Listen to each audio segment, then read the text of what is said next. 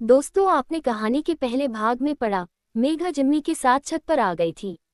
मेघा अपने आप को कोसने लगी थी कि उसने करवट क्यों ली, और उससे भी पहले वो क्यों उसको छत पर सोने के लिए मना नहीं कर पाई थी। पर अब क्या हो सकता था? क्या अब भी बहुत कुछ रोका जा सकता था? तो आइए अब इस कहानी को आगे बढ़ाते हैं। अगले कुछ क्षणों के बाद जिम्मी ने कुछ ऐसा किया कि मेघा अंदर से पूरी तरह से हार गई थी। पर वो कुछ बोलने या करने की हिम्मत नहीं जुटा पाई, और वही प्रार्थना करने लगी कि इसके आगे और कुछ न हो। या शायद वो भी अंदर ही अंदर यही चाहती थी कि पिछले 6 महीने के एकांतवास को टूटने दिया जाए। शायद मेघा कुछ निर्णय नहीं ले पा रही थी और खुद को भाग्य के हाथों छोड़ दिया था। अब मेघा एक अबला नारी की तरह पड़ी थी। फिर उसे कुछ महसूस हुआ, जैसे कोई बंधी हुई गांठ खोल रहा हो। अब उसे एहसास हो चुका था कि बचने का कोई रास्ता नहीं है। उसने सोचा, अब उसे आत्मसमर्पण कर देना चाहिए, या उसे तुरंत उठकर उसको फटकार लगा देनी चाहिए। कि ऐसा करने की उसकी हिम्मत कैसे हुई? फिर किसी डर की आशंका से या काफी समय से उसकी जरूरत पूरी नहीं होने की वजह से वो चुपचाप पड़ी रही। अब शायद कहीं न कहीं मेघा भी अपने आप को तैयार कर चुकी थी। मेघा महसूस कर रही थी, कुछ तो है जो पहले लीला था, अब धीरे धीरे कठोर होता जा रहा है। वह मेघा के संतरों को दबाते हुए कुचलने लगा, पर अब मेघा को बुरा नहीं लग रहा था। कुछ देर बाद मेघा ने महसूस किया कि अब वो उसके पैरों के बीच किसी खोजी कुत्ते तरह कुछ ढूंढ रहा था। शायद उसे अंदर प्रवेश करने का मार्ग नहीं मिल पा रहा था। एक दो बार वह मेघा के द्वार के आसपास भी पहुंचा था। थोड़े प्रयासों के बाद ही उसे मेघा की गीली जमीन मिल गई और वो रुक गया। अब वो उस प्रवेश द्वार पर आ चुका था। मेघा की सांसें जैसे रुक गई। एक भटकते हुए प्यासे राहगीर को जैसे नदी मिल गई हो, जिसमें पानी पीना तो दूर, अब वो नहा भी सकता था। काफी समय तक उसकी रफ्तार मालगाड़ी जैसी थी। पता ही नहीं चला कब उसकी मालगाड़ी सुपरफास्ट ट्रेन में बदली और कब राजधानी एक्सप्रेस बन गई। बड़ी मुश्किल से मेघा ने अपनी आवाज अभी तक दबा के रखी हुई थी, जो कि अब आप इसे बाहर होती जा रहा था। उसके होठों के बीच से एक आवाज छूट ही गई, इसके पहले कि वो अपने हाथों से अपने मुंह को दबाती। उसने मेघा की आवाज सुन ली, और डरने की बजाय उसने मेघा की मौन स्वीकृति मानकर अपना काम जारी रखा, जिससे मेघा की हल्की चीख निकलने लगी। मेघा को लगा कि अब कोई फायदा नहीं था आवाज दबाने का। जिस चीज के लिए वो महीनों से तड़प रही थी, वह उसे मिली भी तो इस तरह से, और वह भी किस व्यक्ति से, ये सपने में भी उसने नहीं सोचा था। सारी प्रतिक्रिया अब शांत हो चुकी थी। सब कुछ बिल्कुल शांत, ठीक जैसे एक तूफान के बाद की शांति।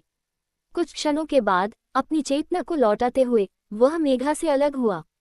मेघा के अंदर अब पीछे मुड़कर उससे आंखें मिलाने की हिम्मत नहीं थी, जबकि सारी गलती जिम्मी की ही थी। शायद मेघा की गलती सिर्फ इतनी थी कि उसने उसे रोका नहीं। पर क्या मेघा उसको रोक सकती थी?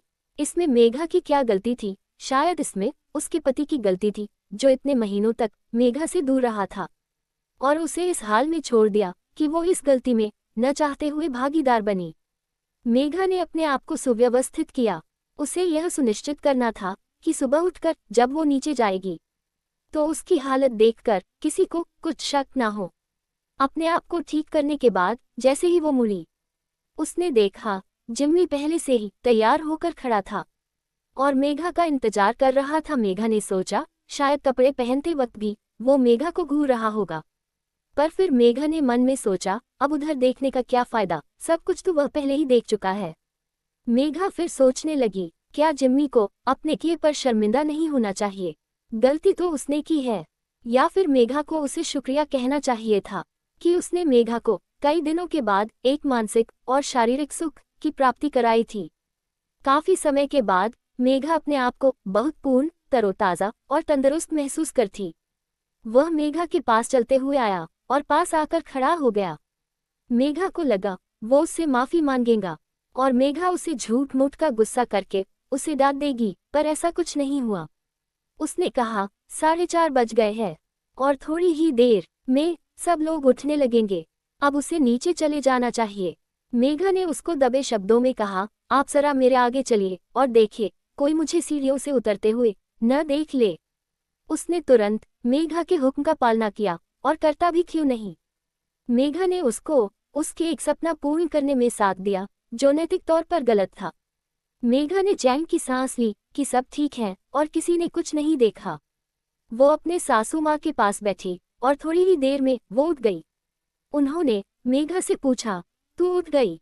नींद तो ठीक से आई ना? मेघा ने शर्माते हुए हाँ में सर हिला दिया और एक कुटिल मुस्कान अंदर ही दबा ली। सुबह के 7 बज रहे थे और सारे कार्यक्रम भी खत्म हो चुके थे और सब लोग अपने अपने घरों की तरफ जाने के लिए निकल रहे थे। उसकी सासू माँ ने आंटी से विदा ली और मेघा के साथ घर से बाहर निकली। कुछ कदम चलने के बाद मेघा ने पीछे मुड़कर घर की छत को देखा, जहां पर उसने कभी न भूलने वाली रात बिताई थी। जिम्मी अभी वही छत पर खड़ा था, शायद मौन रहकर वो माफी मांग रहा था या शायद मेघा को शुक्रिया कह रहा था।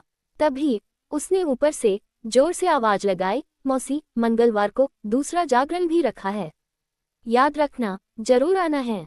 मेघा की सासू माँ ने मुस्कुराकर जवाब दिया, हाँ मुझे याद है, और वो फिर चल पड़े। मेघा ने अपनी सासू माँ से कहा, मम्मी, आप मंगलवार के जागरण में जाते वक्त आप चाहो तो मुझे भी ले जा सकती हो अपनी कंपनी देने के लिए। उन्होंने हाँ में सर हिलाया। मेघा मन ही मन एक मुस्कान लिए उनके साथ अपने घर की तरफ चल पड़ी।